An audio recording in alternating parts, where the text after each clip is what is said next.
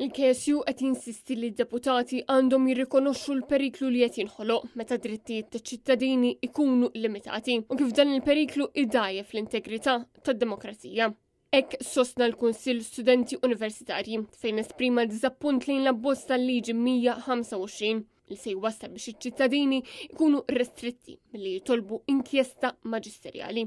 Deċiżjoni li bla dubju tessarra f'nuqqas ta' trasparenza, kontabilità u daqqa fuq is-saltna ta' dritt. L-istudenti tal-Università jiddikjaraw bla tlaqliq, aħna jistħoqilna aħjar. L-KSU esprima wkoll tħassib tiegħu dwar kif dan l-abbozz li għadda mill-Parlament se jkun qed jipproteġi lil dawk fil-poter, idajjef fid-demokrazija u jnaqqas il-fiduċja tal-poplu fl-istituzzjonijiet.